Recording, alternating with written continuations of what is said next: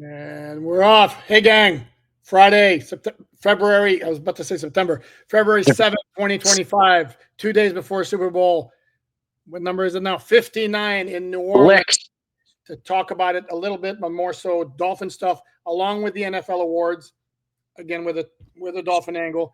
Tyreek Hill, Terron, Armstead, Radio Row, all that good stuff. My good friend, ESPN Radio's very own and voice of FAU Athletics, Ken LaVicka. KLV says, how are you, partner? Poop, it is great to see you. And hey, for me, this is year number 40 of my life, which means it's also still a lifetime without a Dolphins Super Bowl appearance for me. So maybe next year, right, Poop? Maybe next year. Could you imagine you and I spending time together on Radio Row, making our rounds to discuss the Miami Dolphins and their impending matchup with, I don't know, the Detroit Lions? Could you imagine? Just wrap your mind around that, Poop.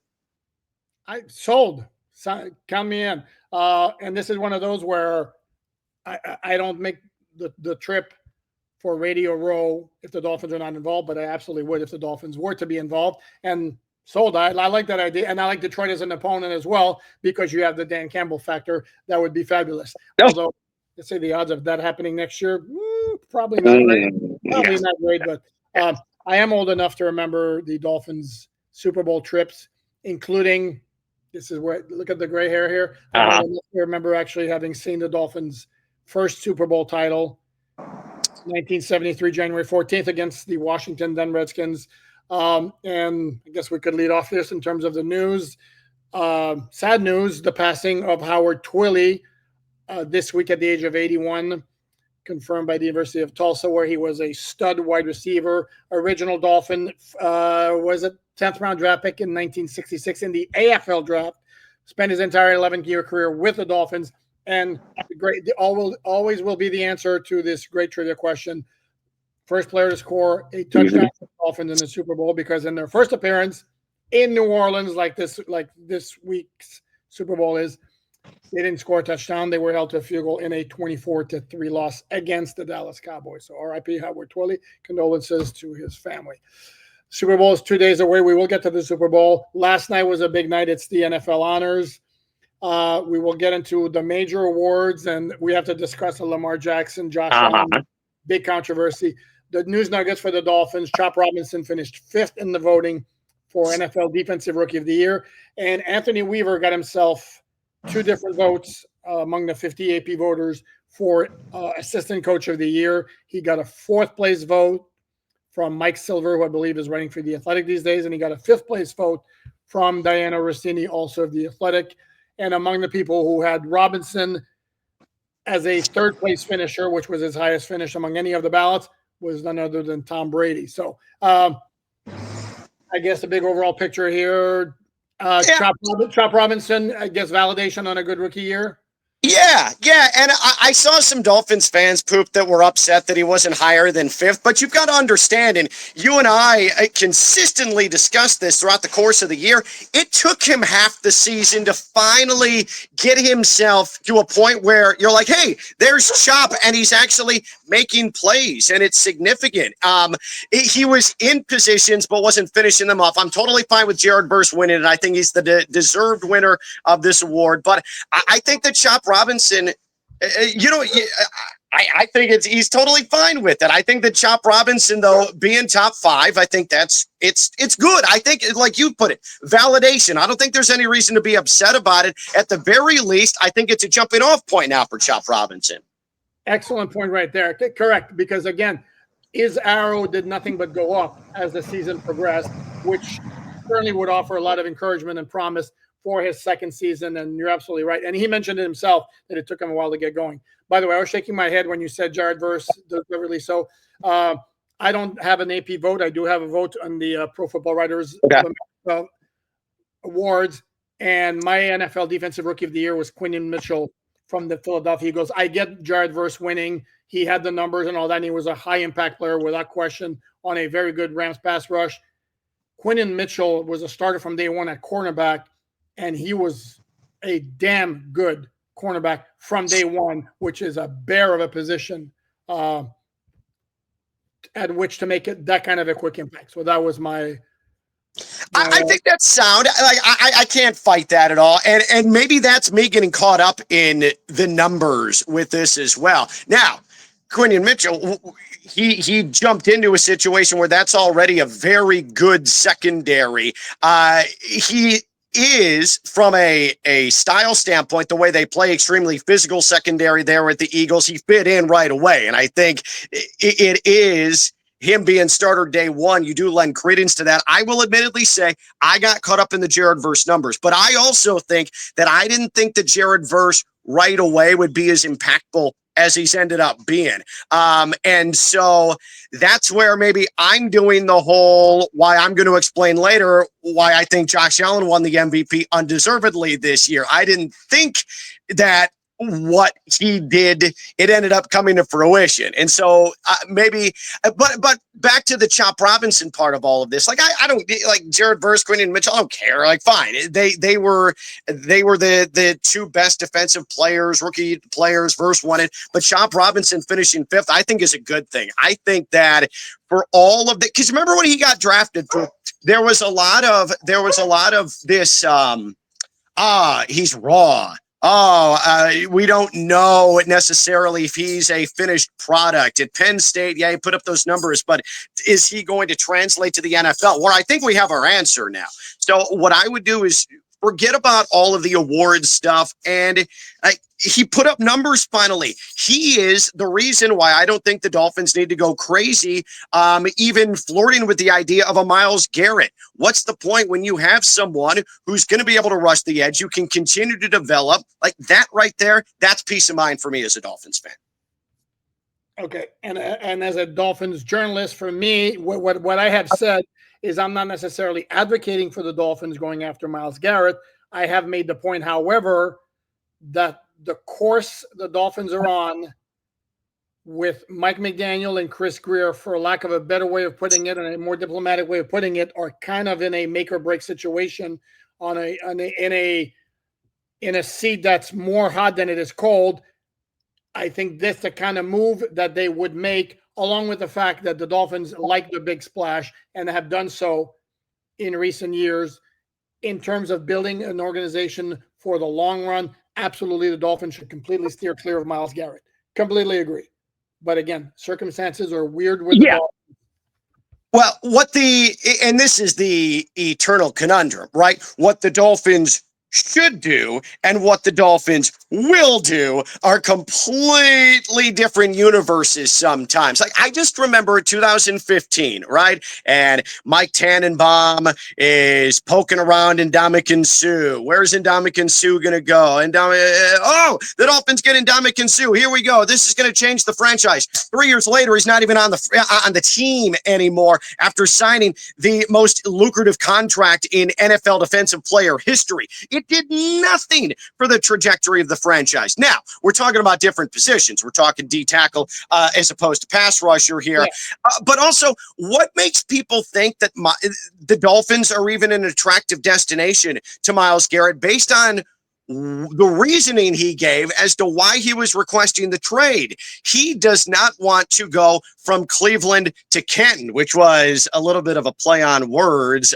from what the Browns general manager had said prior to the previous contract extension. That hurts a little bit, Browns fans. But what about the Dolphins suggest that they're in a spot where they're a Myles Garrett away from helping to win him a championship? So maybe that saves the Dolphins from themselves in this spot as well. But the Dolphins' issues are also primarily not on that side of the ball and not on that part of the field. And it would be so Dolphins, though, to throw all that money. They're already in a less than ideal cap situation and kneecap themselves from actually helping add to the side of the ball that really needs the work. That's the offense, and that's especially the line, and that's probably an accentuary piece from a receiving perspective and maybe even in the backfield. So again, for me, Myles Garrett, is it fun to think about the shiny thing, abusing quarterbacks? Absolutely. But do the Dolphins need to go after Myles Garrett? And are the Dolphins even attractive to Myles Garrett? And I think no and no on both of those questions. Fair. But again, it could be like if the Browns decided to trade him to the Dolphins, and again, under that hypothetical that they would make the move, it's not like Myles Garrett would be able to go back to the Browns and say, like, listen, I want to be traded, but not to a real contender, not Miami. And the Browns would be like, hey, you want to be traded, you're traded. Yeah, they better do right by him. Like, this goes back to the Damian Lillard thing with Portland. I will never forgive their general manager, Joe Cronin, for just basically, proverbially spitting on the guy. The guy. Heat fan alert. Sorry, go ahead. Yeah, no, but he. This guy, Damian Lillard, did everything for that franchise, right? And he was given no help whatsoever. Said, hey, do right by me. I want to go to Miami. And Joe Cronin basically gave him double middle fingers and said, we're going to actually take, in the grand scheme of things, less because I'm feeling petty. I'm not sending you to Miami because I'm not going to be stood up by Damian Lillard, who is much more significant to this franchise than I am, Joe Cronin. And he ends up going to Milwaukee.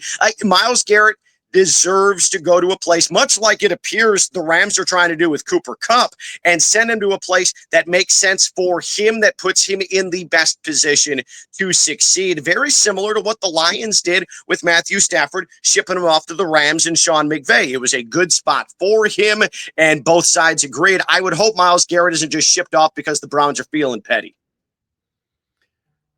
No, but with the other examples you mentioned, though, a lot of those was what was best for the team as well. I mean, it's like their teams are not in the business of like, we got to take care of Myles Garrett, even at the detriment of our long-term success. So anyway, let's move on from Myles Garrett. I do want to say something about the DC, and yes, I'm going to stand up to my fellow graybeard old man, grumpy old man, Vic Fangio. I came in fourth in the Assistant Coach of the Year award, which had talk about a Dolphin flavor at the top. It was Ben Johnson won it. I'm going to forget who was. Brian Flores was second. I forget who was third. Shame on me. Joe Brady, maybe I'll have to look it up. And then Vic Fangio was fourth. And I would make, and Anthony Weaver wound up 13th in the voting. To me, Vic Fangio, again, this kind of shows he wasn't the issue last year. Okay, let's go on. You're going to tell me now, and we're gonna duke it out briefly. I don't want to spend a ton of time on it. Yeah.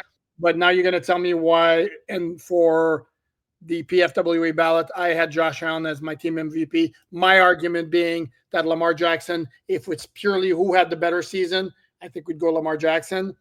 But I think who did more to elevate his team based on what he was asked to do, based on the talent around him, to me, that was Josh Allen. Okay, so I saw you tweet this morning, I believe it was. It would make sense because there's no way you'd have tweeted it yesterday because we didn't know who had won yesterday. So, yes, you tweeted this morning that your vote went to Josh Allen. Listen, I am fine with Josh Allen being the MVP because I do understand there are some seasons like Lamar last year where vibes win you an MVP, and Josh Allen vibes won him an MVP this season. It was almost as if it was a lifetime achievement, career achievement award. Like maybe we had missed 2021 on Josh Allen. Maybe we didn't give him enough consideration last year. And it's sort of like what happened the year that Derrick Rose won the MVP over LeBron James in 2011. It was, we don't want this guy to win another MVP. Doesn't seem right. So how about we give a guy who hasn't had one a chance yet? Here you go. There is not one single statistical, tangible, significant number where Josh Allen is superior to Lamar Jackson. There's not. But it's not all about stats. That's the point. Because again, you're talking about the ultimate team sport. This ain't baseball where I'm going up against a pitcher and my success is totally dependent on me. Okay, Lamar Jackson accomplished those numbers. He's the one who put up the numbers. He's got 10 guys on the offense helping him, compute those numbers. And the same with Josh Allen. So to just boil everything down to look at the stats purely statistically, yes, Lamar Jackson had a better season, but you got to factor in the help around you. Okay, so we're gonna punish Lamar Jackson for having a defense that, by the way, was very unlike its normal self for about 7 weeks during the course of the year before they finally figured themselves out again in the final month of the campaign. Like that, I get that. but also the Bills' offensive line is good. The Bills were a good running team. Want to know the difference between the Bills' running game, though, and the Ravens' running game? Oh, Derrick Henry. No. It's the fact that Lamar Jackson ran for nearly 1,000 yards this season, 914 yards this year. So we can say, oh, what's around him? But Lamar's as good as two different players on offense. So now we're talking about it's Lamar and then 9 different positions on the offensive side of the ball. There's nobody like that in the NFL. So here's what happened. Here's why Josh Allen, in my opinion, won the MVP award. It's because we didn't have high expectations for the Bills. And then the Bills looked really, really strong and looked honestly better than they have the last 2 years without Stephon Diggs, with a completely new safety core, with overhaul on the defensive side of the ball. Like, that's great. But I mean, we probably need to give that front office a little bit of benefit of the doubt. We probably need to give Sean McDermott, who never gets the benefit of the doubt, some benefit of the doubt and some credit for all of this as well. I'm not trying to hate on Josh Allen, but what I'm saying is that Lamar Jackson was better. I mean, flat out better, tangibly better than Josh Allen in terms of who the best player in the league was. Just period. And Josh Allen won it because it was just time. And that's okay. But he didn't just sit there and steal it from Lamar Jackson. Here's the thing, though. The award is not best player. The award is most valuable player. And again, anybody who voted for Lamar Jackson, as you clearly would have, I don't have an issue with it. To me, it's not one of those, oh my God, he got robbed. Either way it goes, I don't have an issue with it. Again, I am explaining to you why my vote. I think you make a good argument as well. But for me, maybe subconsciously that was part of it, that Lamar won it last year. He won it in 2019. Maybe that's why Josh Allen has been just about as good, so he deserved it. But I don't think, to me, it was like, I watched both teams play, and I just thought that, again, the term I always use, and I've mentioned this with the Dolphins, is how much of the heavy lifting is the quarterback doing. And again, this is why I tend to just not zone in strictly on stats. It's got to be part of the whole package, because it's more than just strictly sure. Stats. And go ahead. Right. I won't argue that, but that Baltimore offense, and this is now offensive coordinator number 3 for Lamar Jackson there in Baltimore. So the offense is him. It was initially built around him and to his strengths. And now, as he's matured over the years into the complete quarterback that he is the one that is the face. He is the heavy lifter. If you want to talk about heavy lifting, he's the heavy lifter. It just so happens this year he got a big, bulky, violent tailback to help him. But still, what was an absolute one-man show within that offense. And so Josh Allen is versatile. He is extremely, extremely elite. Okay, but we've been talking about the assistants like Joe Brady. We're just ignoring here the fact that he took sort of a hodgepodge group of receivers that hadn't been there previously, and there was a helpful trade that bolstered that receiving core during the course of the season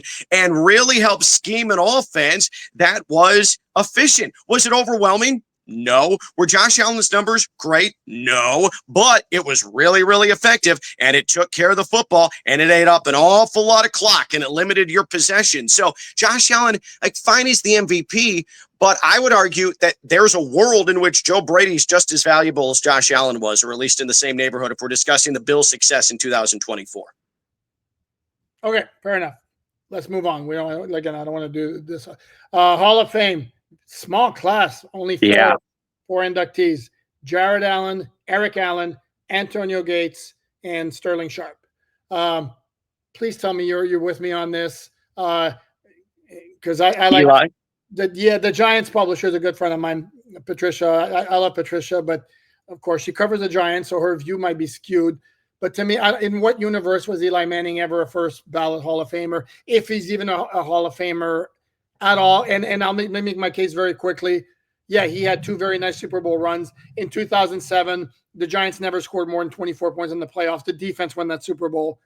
And the fact that Eli Manning had 2 Super Bowl MVPs, there's no way in in hell he should have been the MVP of the first one when it was a defense that shut down that ridiculous Patriots offense. Yes, he had the great game-winning drive. They won 17-14. Okay, so and then the rest, if you want to talk stats, his career record's 500 on the nose. Right. And he doesn't even have 2 touchdowns to 1 interception as a ratio. So again, to me, borderline Hall of Famer at best, first ballot Hall of Famer. That notion was ridiculous to me. I'm sorry, go ahead. So I don't consider wins and losses a quarterback stat. I do obviously consider. If you're gonna, yeah, sure. I am all right. So I am absolutely not on the first ballot Hall of Famer boat for Eli Manning. I am on the Eli Manning Hall of Famer boat because if Joe Namath and Bob Greasy are Hall of Famers at that position, then Eli Manning should be a Hall of Famer at that position as well. Not to mention, he did beat twice the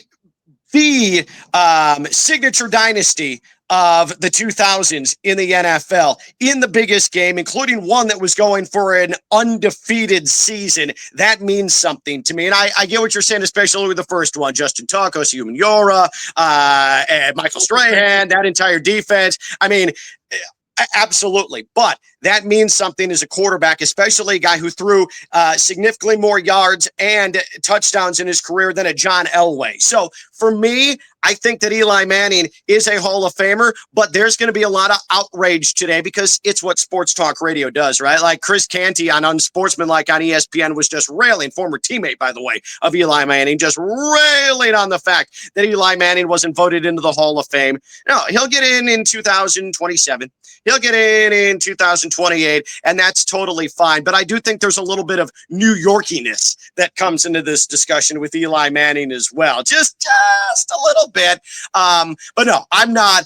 I think Eli Manning should be in because I think that there is, like for me, I'm a huge Howard Schnellenberger fan, as are a lot of people who watch this. Yeah, whether it's FAU or University of Miami, he doesn't have the win percentage to be eligible for the College Football Hall of Fame. How stupid does that sound when his resume is unlike anyone else's? He basically saved the University of Miami program. He basically built Louisville. He did build FAU, won bowl games at all these places, national championship in Miami, but it's because he took chances and made things in his own vision in college football, unlike anybody in the history of the sport. But I digress. Eli Manning, you've got to take some different variables and add to his Hall of Fame case. Again, he will get in, but anybody who is pounding their fist on the table to say should have been the first ballot, they've just got a major New York bias, or, and I think this is a thing as well, a Manning brother bias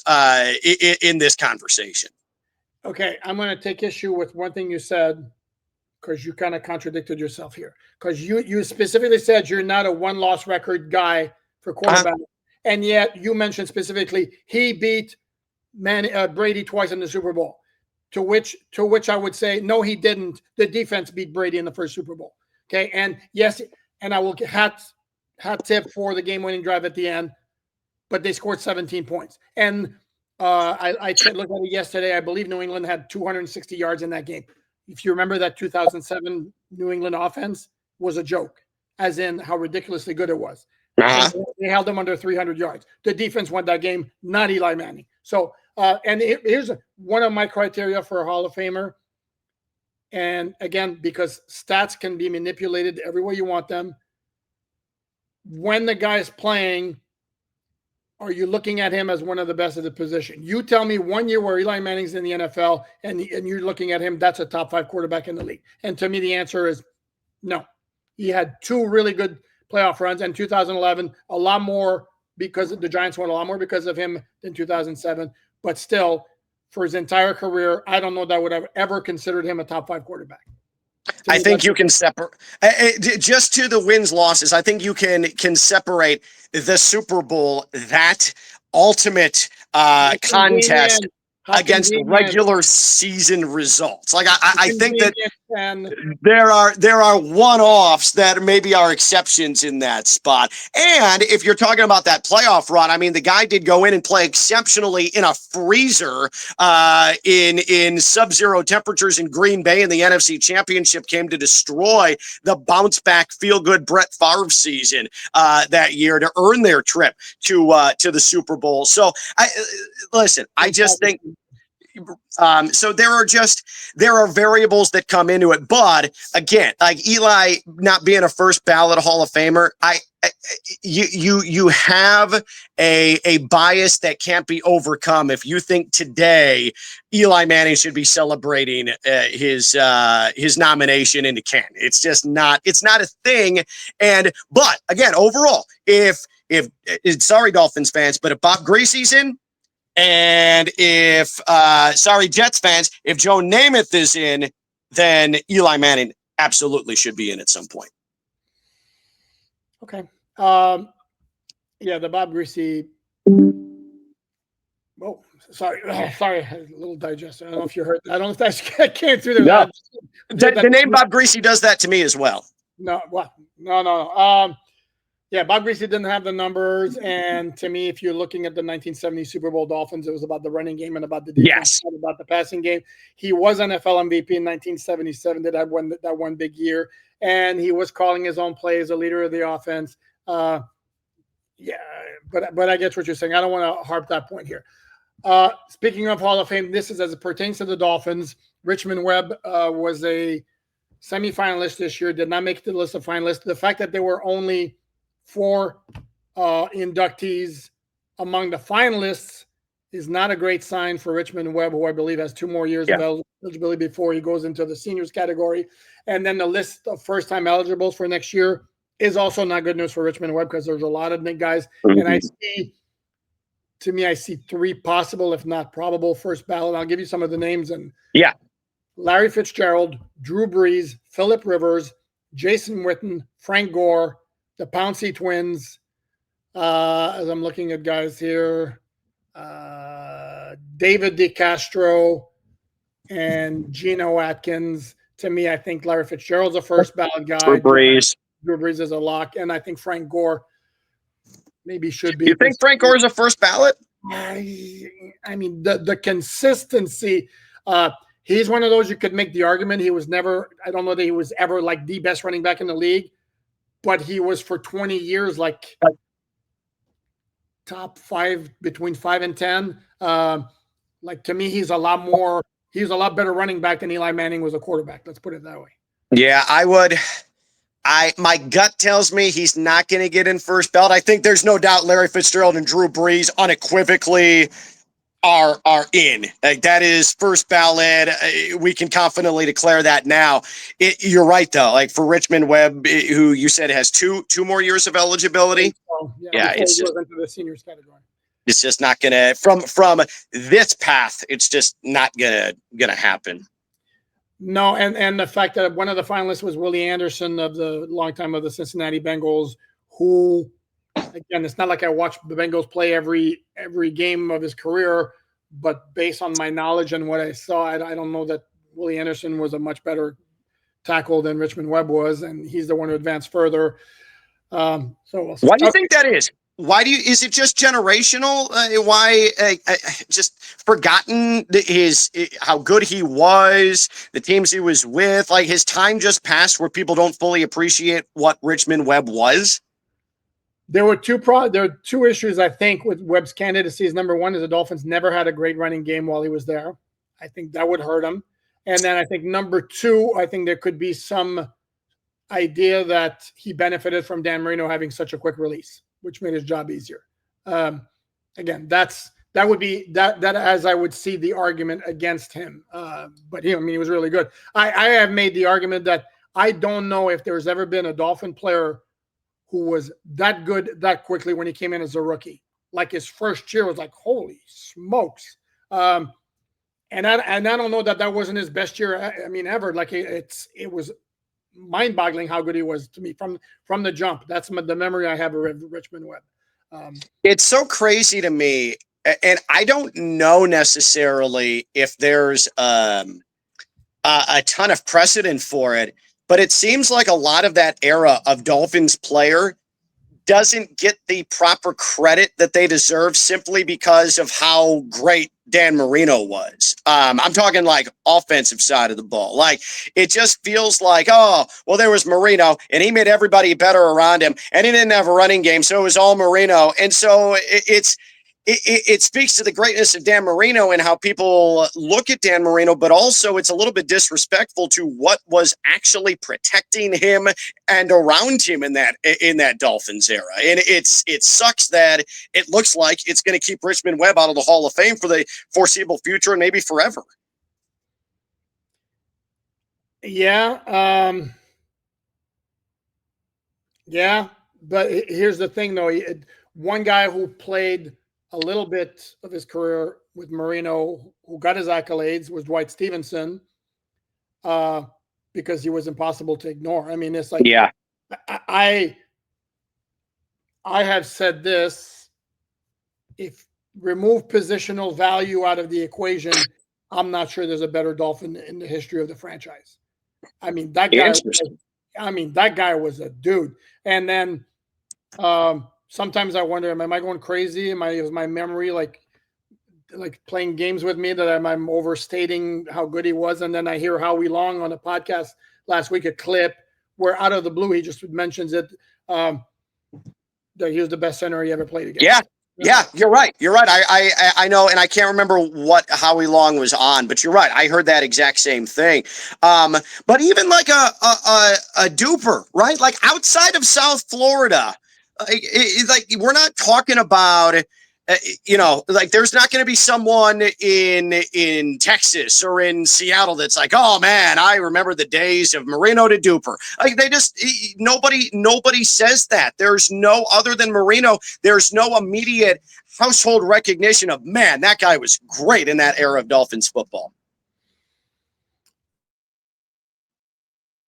That's fair, but I don't. Your recollection. I mean, your point is fair, but I don't know that it's unfair what they're saying. Because to me, and I know like the idea of Mark Clayton as a Hall of Famer was brought up a couple of years ago, and I was like, he's a really, really good wide receiver, but Hall of Famer. I'm sorry, that's just a bridge too far for me. And the same with Duper. So okay, we can move on. Speaking of fast wide receivers, Tyreek Hill. How's that for a segue? That was good. You're a pro. You are such a pro, man. Thank you. Yeah. So at the Super Bowl, if you're familiar, guys, with the term radio row, I mean, if you want to see like radio stations set up shop in a big convention center at the Super Bowl, I mean, they're all over the place. And then what they do is a lot of players mill around and they get booked to do quick interviews for a whole bunch of different outlets. A lot of times it's to pitch products. For example, right. Robinson was on Radio Row promoting Campbell's Chunky Soup. I expect my check right now, Campbell. So he was doing that. And then there were several others who were also promoting certain things they did. So Terron Armstead talked. Raheem Mostert also talked. And everyone is asked basically the same questions get asked when Dolphin players were interviewed. It was about Tua returning from the concussion and what it meant for the team and how big of a role the injury played in the season. And then also, what did you think of Tyreek Hill's post-game rant after Week 18 against the Jets? And Terron Armstead, hat tip to him, took him to task, basically saying, ultra competitor and all that, absolutely get why he was frustrated, but he stepped over the line and he's going to have to make amends. And props to Terron for calling him out on it, particularly when Tyreek Hill's a team captain. Yep. And conversely, I did not like the fact that Raheem Mostert gave it a pass. That rubbed me the wrong way. And Raheem Mostert did say, oh, well, him quitting on the team, that wasn't good. Nobody should ever quit on the team. But, he just was saying things out of frustration. A guy who is that presence in that locker room, and Raheem Mostert, who is relied upon to be a veteran rock, to give a pass to a captain for that. No, that didn't sit well with me. Terron Armstead, certainly correct, and sounds like a guy who fully plans on being in a Dolphins uniform at left tackle once the 2025 season begins as well. Hopefully at a little bit reduced rate to help out with the cap, restructured contract, because you can't have him playing in 12 games, making the money that he's scheduled to make this year. But I digress. This is why the Tyreek Hill situation was an issue after the Week 18 loss to the Jets, and why it was unacceptable, because we are still, and you and I are recording this on February 7th, it is still one of the major storylines of the Dolphins offseason, in a critical offseason, not only for the people in charge, but for the trajectory of the franchise, that Tyreek Hill has to come up, because a guy that wears a C on his chest could not act like a mature, not only professional, but a mature adult in that game, quitting on his team, saying, I'm out after the game, then taking it to social media and doing that whole thing like he's a high schooler. All the while, this is the same guy who is just a living, breathing, walking distraction. I mean, think about the last year, Poop. Think about outside of Week 18. This is a guy who went to a marina with his agent, Drew Rosenhaus, hit a guy in the back of the head, alleged assault, okay? This is the same guy who is Go ahead. What's that? We sure Drew was there? I don't believe Drew was there. I think Drew was there. I think he was with Drew Rosenhaus at this marina when it happened. And then he's got this OnlyFans model at his home with her son, and him and her, I don't know what they're doing. They're doing some sort of drill in his backyard. Yeah, well, that came later. And then there's the broken leg, and then there's the lawsuit, and they had consensual relations while she had her mangled leg. And then there's the incident that happened before the season started. And then there are all the paternity suits and all. Like, this guy, for me, you can't be all of those things and have the season that you had, which was lackluster, and then you're going to sit there and you're going to say, me. It's all me, when you were a big part of the problem this year, Tyreek, and now it's spilling into this point of the offseason. That's why it wasn't good enough, and I am not giving Tyreek Hill the benefit of the doubt. It doesn't look like he's going anywhere, but then he's going to sit there and he's going to start making demands about, we need some dogs. Brother, go sit it out the rest of the offseason, be ready for camp, and let's go from there. But I'm about done hearing about Tyreek Hill at this point. He's lost all his equity with me. Yeah. Okay, so would you then advocate for the Dolphins shopping him? Yeah, sure. I'm totally fine with that. And here's why. Look at these two teams that are in the Super Bowl right now. Okay. And I know that A.J. Brown is dynamic, right? He's not the speediest guy, but he's a dog, to use Tyreek Hill words, all right? Look at the Chiefs receiving core. There's nothing there where you'd say you're blown away by it. And they're one of the worst deep ball teams in the NFL this season. We talk about the Dolphins, how poor they were. The Chiefs were worse when it came to deep ball accuracy this season.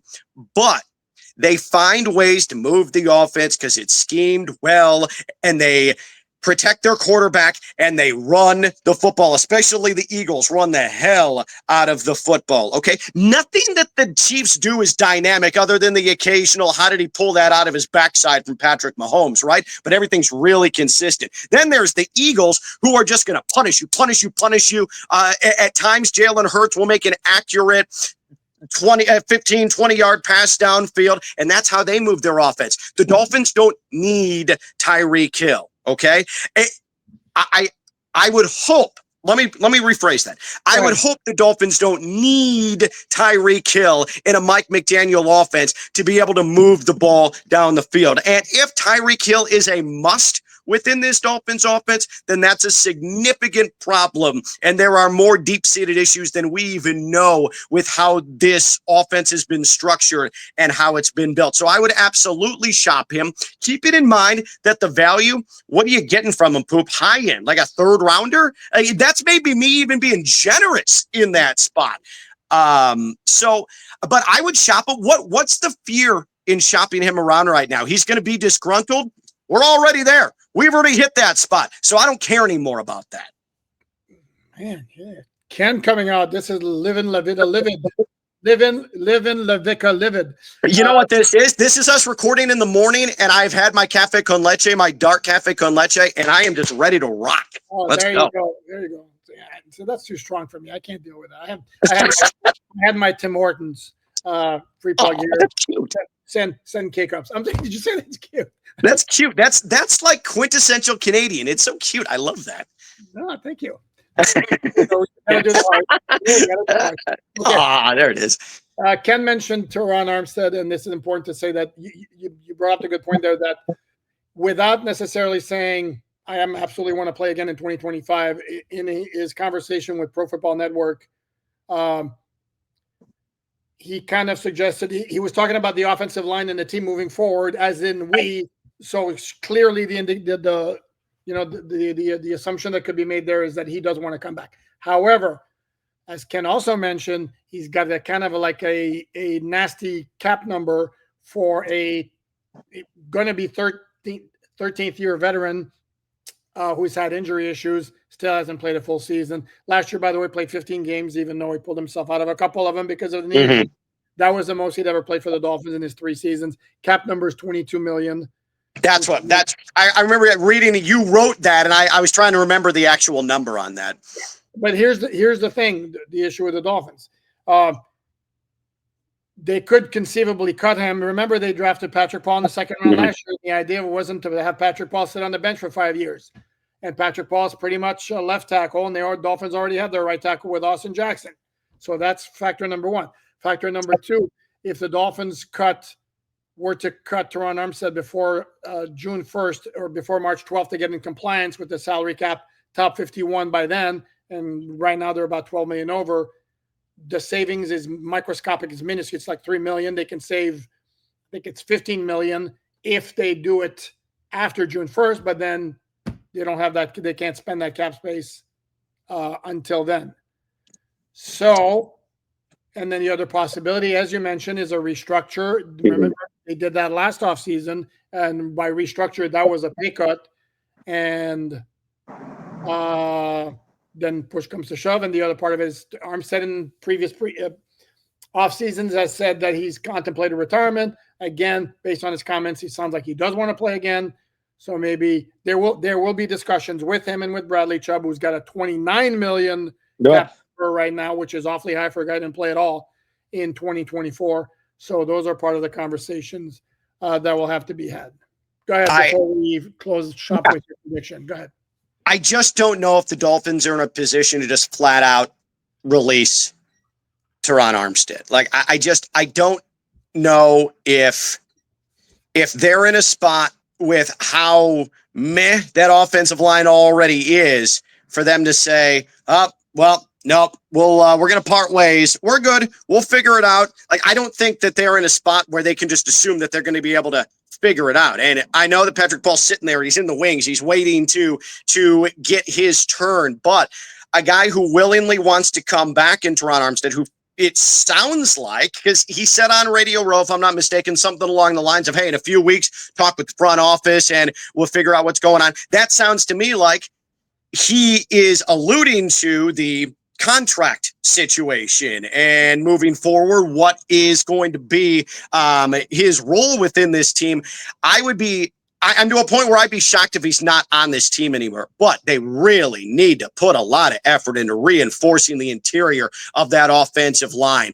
I don't know if the Dolphins are interested in drafting a guard. That certainly doesn't solve all their problems. It feels like it goes against the Mike McDaniel, Chris Greer, let's go get something shiny and fast and fun at that point, first round of the draft. But I would be really surprised if Armstead wasn't lining up at left tackle, health notwithstanding, week 1 of this 2025 season. I think that's a good thing, simply because just getting rid of him, I mean, what's going to be the alternative if you just cut ties with him? It's going to be even worse off than you are right now. And it's funny, you mentioned the 15 games that he played last year. You dropped that on me at the end of the season when I was pontificating on Terron Armstead, and it shocked me. I didn't know how to react at first. You're right. He did start 15 games, but there were 4 games where he pulled himself out of the game because of an injury. So it felt like it was less than 15 games because he missed wide swaths of games as well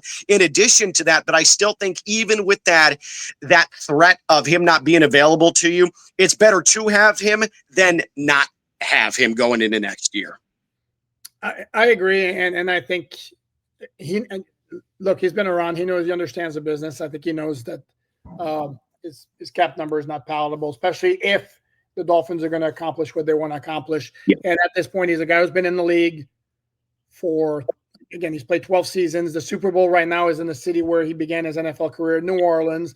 And he's talked about how difficult it is to get to the big game. He's one of those guys who's not all about the bag, unlike other some pending free agents the Dolphins have, such as Javon Holland, who right now is also a lot younger, but right now who's pretty much going to be all about the bag. Okay, we're going to wrap it up here with the obligatory must be done, has to be done. And before we do this, please like, subscribe, share all that good stuff.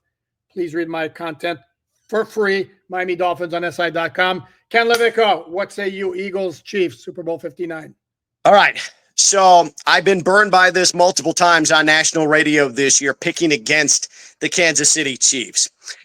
I can't help, though, but think that while they are rock solid execution-wise in close games, at some point the law of averages needs to apply and water finds its level, and you can't survive on one-score games over and over and over again by raising your level of competition to a team like the Eagles and think that you're going to get by with some late Mahomes magic, okay?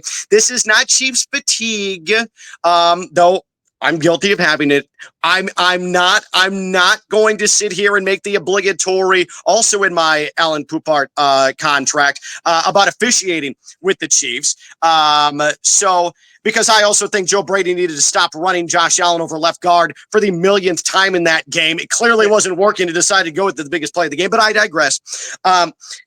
There is one dynamic team and one consistent team in the Super Bowl. The consistent team is the Kansas City Chiefs. The dynamic team is the Philadelphia Eagles. And the dynamic team is going to have the edge because the dynamic team has the offensive front and the running back that can flip the game on its head in the snap of a finger with a 70-yard touchdown run. The team that is more physical is also the team that is more dynamic. The Philadelphia Eagles beat the Chiefs in the Super Bowl. They will put a dent in the armor of the Kansas City Chiefs and this road to destiny that they have. The Eagles win this game 21-13 at the Superdome. That low scoring. Okay. Okay, they will put a dent in density. Yes. I like that. Dent City. That's good. That's good. And a science joke if you'd like to go that route. No, I was a Back to the Future joke. Back to the Future. Oh. You're my density. Okay. I also, for a lot of the same reasons that you have, I have it a lot higher scoring than you do. Remembering there was 38-35 2 years ago when the teams met in the Super Bowl. And since I have to be consistent, I appeared on a French-Canadian podcast Thursday night with my good buddies from the homeland, and I had Eagles 30, Chiefs 28, which also happened to be, as I saw in another podcast, Kyle Van Noy's prediction, former Dolphin linebacker, off a very good year with the Baltimore Ravens. So I guess Kyle and I see it the same way. If the Chiefs win, then I'm totally fine with Andy Reid being mentioned in the same breath as Bill Belichick. If the Chiefs win, if you want to go the legacy route, I am totally fine with people starting to put Andy Reid in the Bill Belichick category of elite, all-time great, best coaches of all time, like a Belichick, a Shula, and Andy Reid. I'm totally fine with that. I think I'd put him there even if they lose. I mean, the dude has been, now it's 8 straight AFC championship games. Oh, sure, he has Mahomes. Yeah, he went to the NFC championship game 4 straight years with Right. Donovan McNabb, who was a good, not necessarily great NFL quarterback. And if you look at his record, is kind of insane. So to me, no, I don't think a win or a loss would jeopardize the standing. Obviously, a win puts him a little bit higher, but that's just me. That's good. No, how about we up the ante after the Super Bowl? If the Chiefs win, then I will pose the question. We'll just do a little show planning here. Andy Reid, greater than Bill Belichick? There we go. That's Sports Talk Radio right there. That's how we'll kick off the next edition that we do together. There you go. Patrick Mahomes or Tom Brady. But yeah, see, now you're getting it. Yes. But if we're going to mention Andy Reid, we've got to mention Don Shula because we've got to make it a little bit Dolphin-centric. Correct. Great point. Great point. There you go. He is Ken LaVicka, the man, the myth, the legend, the one, the only, never to be duplicated, all that good stuff. Ken LaVicka on his way to Tulsa, Oklahoma for an FAU basketball game. Yeah.